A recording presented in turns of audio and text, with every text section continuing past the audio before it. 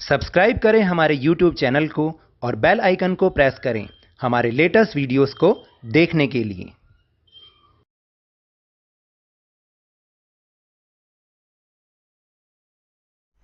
Hello and welcome to Lavneesh sir की class. आज की ये शिक्षा निदेशालय राष्ट्रीय राजधानी क्षेत्र दिल्ली की वर्कशीट नंबर 3 जो कि कक्षा 8वीं के विद्यार्थियों के लिए है। यह ली गई है गणित विषय से और इसमें हम समझेंगे ज्यामितीय संरचनाओं का परिचय भाग 1, यानी जो ज्यामितीय संरचनाएं होती हैं, यानी जो इंग्लिश में कहते हैं ज्योमेट्रिकल फिगर्स। क्योंकि देखो कई बार हिंदी में नाम थोड़ा मुश्किल होता है लेकिन फिर भी हमें पता तो होना चाहिए। तो ये जो जितने भी फिगर्स होती हैं जैसे वृत्त होता है, त्रिभुज होता है, उनका आज हम एक परिचय ले रहे हैं कि आखिर, क्योंकि देखिए जब हम ज्योमेट्री करना शुरू करते हैं, ज्योमेट्री रेखा गणित शुरू करते हैं, इसको हम रेखा गणित कहते हैं। रेखा गणित जब शुरू करते हैं तो जो उसके टर्म्स हैं उनको तो उनके बारे में तो हमें पता ही होना चाहिए कि नहीं होना चाहिए। तो आज हम उन्हीं का ही परिचय पढ़ रहे हैं भाग 1, उसको हम समझने की कोशिश करेंगे। तो चलिए शुरुआत करते हैं मेरे साथ और समझने की कोशिश करते हैं। आइए हम ज्यामितीय अवधारणाओं को पुनः दोहराएं। सबसे पहली चीज होती है बिंदु। बिंदु बस एक स्थिति है, इसकी कोई मोटाई नहीं है, कोई लंबाई नहीं है, कोई चौड़ाई नहीं है। यह एक आयामहीन मात्रा है। यानी कहने का मतलब बिंदु बस एक स्थिति कह दो, एक पोजीशन कह दो, है ना तो इसकी मोटाई होती, ना लंबाई होती और ना ही इसकी चौड़ाई होती है। अब देखो जैसे कि यहाँ पर इसमें बताया भी गया हुआ है कि प्रतीकात्मक रूप ये दिखा रखा कि बिंदु कैसी होती है। बिंदु यहाँ पे लिखा है, जैसे मैं भी लगा रहा हूँ, ये बिंदु है। अब दैनिक जीवन से कोई उदाहरण दीजिए, बिंदु का कोई उदाहरण दे सकते हो आप? बताओ। बिंदु तो जैसे मम्मी की बिंदी भी हो सकती है, छोटी सी बिंदी होती है ना, बिंदी हो गई मम्मी की, ठीक है। और कुछ बता सकते हो बिंदु? और भी आप कुछ सोच सकते हो, दैनिक जीवन से उदाहरण ले सकते हो। फिर रेखा क्या होता है? एक रेखा अनंत बिंदुओं का एक सीधा जुड़ा हुआ समुच्चय है। यानी रेखा क्या होती है? रेखा तो अनंत होती है, आप उसकी लंबाई भी नहीं माप सकते हो, क्योंकि जब मैंने बोला अनंत तो वो अनंत है, हम उसको किसी उसमें नहीं बांध सकते। जैसे ये दोनों दिशाओं में असीम रूप से फैली हुई है, जैसे मैंने आपको बताया, इसका कोई अंत बिंदु नहीं होता और इसे मापा भी नहीं जा सकता। प्रतीकात्मक रूप हम ज्योमेट्री में कैसे लिखते हैं रेखा को? इस तरह से दोनों तरफ हम एरो बनाएंगे और फिर जैसे इसको लिखेंगे PQ रेखा, ठीक है। तो लेकिन अगर ये है ना तो हम इसके बीच की लंबाई नहीं नाप सकते। याद रखना, रेखा की लंबाई हम नहीं नाप सकते। तो अब आप इसमें दैनिक जीवन में सोचिए इसका कौन सा उदाहरण हो सकता है रेखा का। फिर इसके बाद है रेखाखंड। रेखाखंड एक बिंदु से शुरू होकर दूसरे बिंदु पर समाप्त होने वाली रेखा का एक भाग है। यानी रेखा का वो भाग जहां हमें उसका आरंभ बिंदु भी पता है और अंत बिंदु भी पता है, तो उसके बीच की तो लंबाई माप सकते हैं, इसलिए इसके 2 अंत बिंदु होते हैं और इसे आसानी से मापा भी जा सकता है। तो रेखा को तो हमने एरो लगा के दिखा दिया, ये दोनों तरफ से बढ़ रही है, लेकिन जो रेखाखंड होता है वो उसका आरंभिक बिंदु और अंत बिंदु दोनों के बीच की जो रेखा का भाग है उसको हम रेखाखंड कहते हैं और इसको हम इस तरीके से ज्योमेट्री में दिखाते हैं। चलिए अब हम अगले प्रश्न की ओर। अब आपको क्या बोलते हैं, इसकी कोई दैनिक जीवन का उदाहरण भी आपको ढूंढना है। देखो जैसे दैनिक जीवन का उदाहरण तो मैं आपको बता दूं कि मान लीजिए रेखाखंड का एक उदाहरण कोई लकड़ी का टुकड़ा, ठीक है, लकड़ी का टुकड़ा, वो रेखाखंड नहीं, ये वाला नहीं होगा, सॉरी मैंने गलत लिख दिया इसको, ये यहां पर लिखना है आपने, लकड़ी का टुकड़ा, ये रेखाखंड का उदाहरण हो सकता है। बाकी आप जो सोचें वो भी लिख सकते हैं। फिर इसके बाद है किरण। किरण एक रेखा का वह भाग है जो एक बिंदु से तो शुरू होता है लेकिन एक दिशा में असीम रूप से फैला हुआ होता है। किरण का केवल एक ही अंत बिंदु होता है। अब देखिए अभी हमने पढ़ा रेखाखंड जिसके 2 अंत बिंदु होते हैं, और किरण जब हम पढ़ रहे हैं तो रेखा का वो भाग जिसका एक ही बिंदु हमें पता है। शुरुआती बिंदु तो हमें पता है लेकिन वो कहाँ तक जा रहा है ये नहीं पता हमें।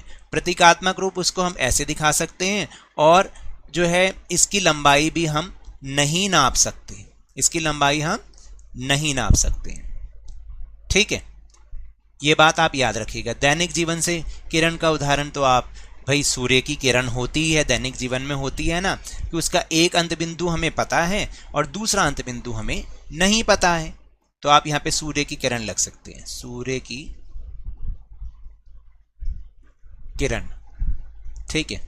प्रतिच्छेदी रेखाएं, जब समतल में कोई दो रेखाएं एक बिंदु पर मिलती हैं उन्हें प्रतिच्छेदी रेखाएं कहते हैं। देखिए जैसे यानी दो रेखाएं जब एक बिंदु पर मिल रही हैं, एक दूसरे को मिल रही हैं, तो उसको हम कहते हैं प्रतिच्छेदी रेखाएं।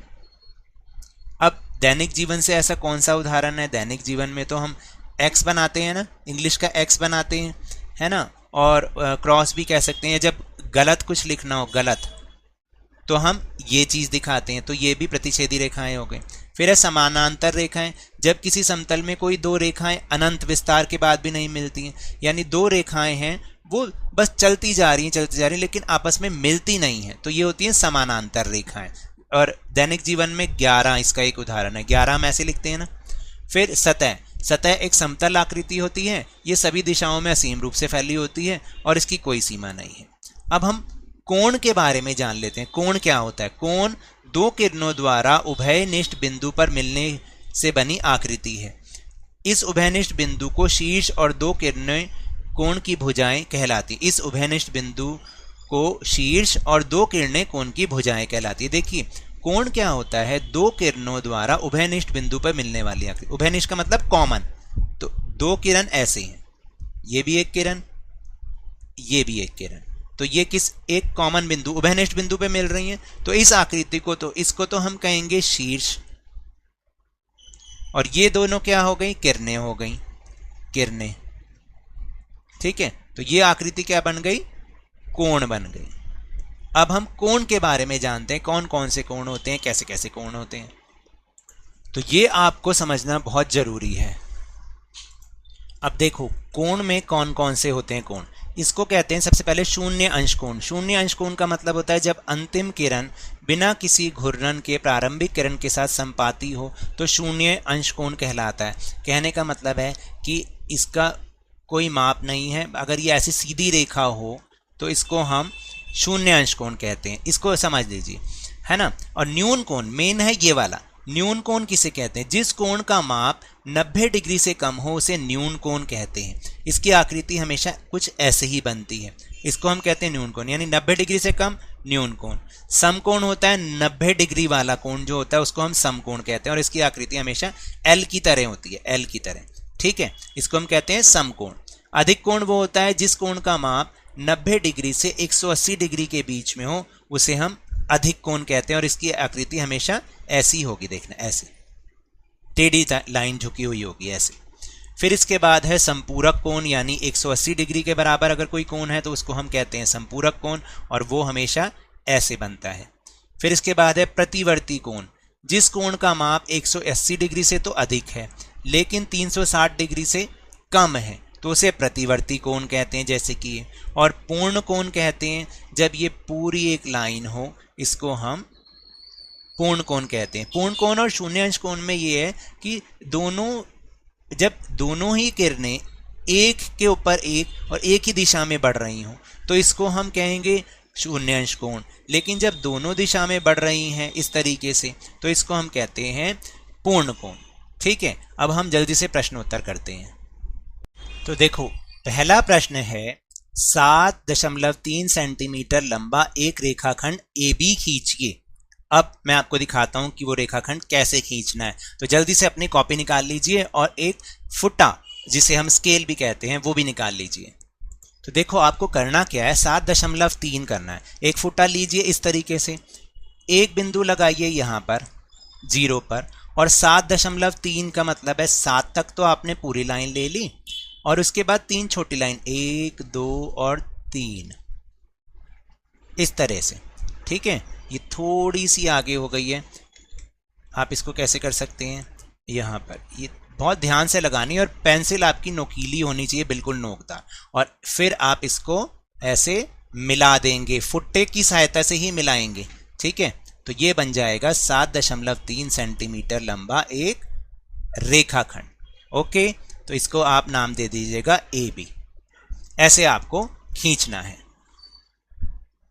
फिर दूसरा प्रश्न है कि एक घड़ी में घंटे की सुई और मिनट की सुई के बीच कोण का प्रकार बताएं जब समय हो 3, 6, 9 और 12। तो आप अगर देखो, मैं आपको दिखाता हूं कि करना कैसे है। तो देखो, मान लो एक घड़ी बनाएं, एक घड़ी बनाओ, थोड़ा समय से गलत बनेगी फिर भी आप देख लो, ऐसे घड़ी बना लो आप। तो ये बन गई घड़ी 12, 3, 6 और 9। तो ये कौन सा कोण होगा? समकोण। समकोण। फिर एक घड़ी बनानी है इस तरह से, ये घड़ी तो नहीं बन रही, फिर भी आप समझ लो, 12, 3, 6, 9। ठीक है, अब उसने बोला कि आपको बनाना है 6 बज रहे हैं जैसे। ये कौन सा कोण होता है जो पूरा एक रेखा वाला कोण होता है? बताइए कौन सा होता है? ये होता है, इसे हम कहेंगे संपूरक कोण, क्योंकि ये 180 डिग्री का बनता है। संपूरक कोण। फिर आपसे पूछा जब 9 बजते हैं, तो 9 बजने पर कैसे होगा? ये घड़ियां मेरी थोड़ी अच्छी नहीं बन रही।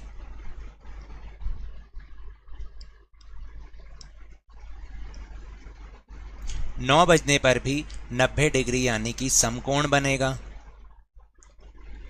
और फिर बोला 12 बजने पर, 12 बजने पर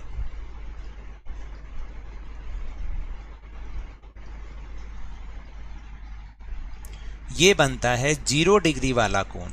ठीक है, जो हमने सबसे पहले बात की थी 0 डिग्री वाला कोण, और इसका नाम होता है शून्य अंश कोण। क्या लिखेंगे हम? शून्य, कहाँ गया ये वाला, शून्य अंश कोण। तो आपको ऐसे अपनी कॉपी में इसको लिखना है। ठीक है, अब चलिए अगले प्रश्न पर चलते हैं। अगला प्रश्न है कि क्या हम किसी कोण की भुजाओं की लंबाई नाप सकते हैं? कोण की भुजाओं की लंबाई, देखिए मैंने आपको बताया था ये 2 किरणों से मिलकर बनता है ना, किरण हो गई है। ठीक है, तो क्या माप सकते हैं? नहीं। आप, इसका उत्तर आएगा नहीं, क्योंकि किरण का एक ही अंत बिंदु होता है, अंत बिंदु होता है। इस तरह से आपको इसका उत्तर लिखना है। चलिए अब हम चौथा प्रश्न करते हैं जल्दी से। चौथा प्रश्न है कि आपको कोण बनाने हैं प्रोटेक्टर की चांदा, जिसको हम डी भी कहते हैं, इसको हम डी कहते हैं। आपने क्या करना है कि चांदे या प्रोटेक्टर की सहायता से 30 डिग्री का कोण बनाना है, 60 का बनाना है, 100 का बनाना है, 120, 150, 210 और 270 का कोण बनाना है। ठीक है, अब देखिए कोण कैसे बनाते हैं, मैं फटाफट से आपको सिखा रहा हूं। तो देखिए, सबसे पहले हम बनाएंगे 30 डिग्री का कोण। हमेशा याद रखिएगा, पहले तो आप एक रेखाखंड खींचेंगे फुट्टे की सहायता से या डी की सहायता से, इस तरीके से। तो चलिए देखिए, पहले मैंने आपको बताया था कि आपको ऐसी एक लाइन खींचनी है डी की सहायता से या रूलर की सहायता से। अब आपको जैसे 30 डिग्री चुनना है, तो इस लाइन के ऊपर अपने डी को रखिएगा और जहां 30 लिखा है 30 के ऊपर एक आप बिंदु लगा लो। अब आपको क्या करना है? अब आपको क्या करना है, इस बिंदु के साथ इस पॉइंट को आपने मिला देना है, इस तरह से करके।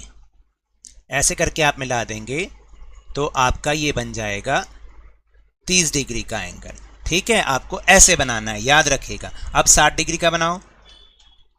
अब हम बनाएंगे 60 डिग्री का कोण। देखिए 60 डिग्री में आपको बिंदु लगानी है यहां पर, और इसको अब आपस में आपको ज्वाइन करना है। तो ज्वाइन कैसे करेंगे? इस तरीके से आप इसको ज्वाइन कर देंगे, तो ये बन जाएगा 60 डिग्री का एंगल। ठीक है, बिल्कुल आप इसको नाप भी सकते हैं, और इसमें आपने फिर इस तरह से लिख देना है 60 डिग्री। अब हम बात करते हैं 100 डिग्री वाला। तो 100 डिग्री में क्या करना है? 100 के ऊपर एक बिंदु लगाया और इसको इसके साथ मिला दिया, इस तरह से करके। ठीक है, तो ये बन जाएगा 100 डिग्री का, है ना आसान। अब 120 डिग्री का बनाना हो तो कैसे बनाओगे, 120 डिग्री पर एक बिंदु लगाओगे यहां पर ऐसे करके, ठीक है। अभी मैं आपको दिखाता हूं कैसे करना है।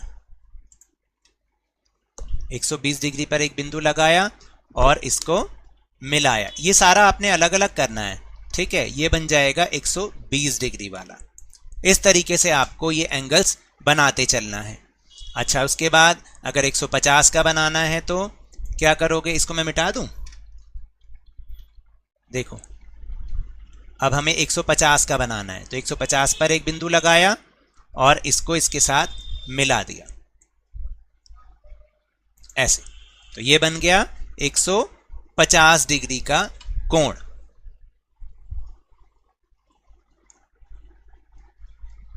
एक 150 डिग्री का कोण। अब बात आती है जब हमें 210 का बनाना है, तो 210 का बनाने के लिए हम कैसे करेंगे। देखिए 210 का बनाने के लिए आप क्या किया करो कि जैसे अगर हम अपनी कॉपी के पेज को उल्टा कर लेते हैं, तो अगर हम अपनी कॉपी के पेज को उल्टा कर लें तो ये तो 180 का तो है ही, और 180 में अगर हम 30 जोड़ें, 30 कहाँ पर है, यहाँ पर है, ठीक है। आप इसको इसके साथ मिला दो, इसको इसके साथ मिलाओगे। अब ये जो आकृति बन रही है, अगर मैं इसको उल्टा कर दूं, अगर मैं इसको उल्टा कर दूं तो ये आकृति मुझे इस तरह से नजर आएगी। देखिएगा आप, ये आकृति मुझे इस तरह से नजर आएगी। तो ये हमारा बन जाएगा 210 डिग्री का कोण, ठीक है। ऐसे आपको बनाना है। अब इसके बाद अगर हमें 270 का बनाना है तो 180 में 270 बनाने के लिए क्या करना पड़ेगा, हमें आपको 90 और जोड़ने पड़ेंगे। तो अगर हम 90 डिग्री का अगर हम यहां पर एक बिंदु लगा दें, अपनी कॉपी को उल्टा कर लीजिए और फिर इसको मिला लीजिए, तो कॉपी सीधी करने पर आपको यही आकृति कैसी नजर आएगी, ये आकृति आपको कुछ इस तरह से नजर आएगी, ठीक है। और ये बन जाएगा हमारा 270 डिग्री का कोण। तो इस तरीके से आपको ये कोण बनाने हैं। तो ये तो थी आज की वर्कशीट। अगर मेरे इस तरह समझाने से आपको थोड़ा सा भी समझ में आया हो तो इस चैनल को ज़्यादा से ज़्यादा सब्सक्राइब कीजिए, लाइक कीजिए और बहुत ज़्यादा शेयर कीजिए, और जल्दी से जल्दी इसे 50K तक पहुंचा दीजिए, पहले 50K तक पहुंचा दीजिए। और याद रखिएगा कोरोना वायरस बहुत ज़्यादा फैल रहा है, तो जब भी बाहर जाएं मास्क अवश्य लगा के जाएं और अपनी बारी आने पर टीकाकरण अवश्य कराएं, क्योंकि कोरोना को हराना है और ज़िंदगी को एक बार फिर से सुहाना बनाना है। इसी उम्मीद के साथ बहुत बहुत धन्यवाद।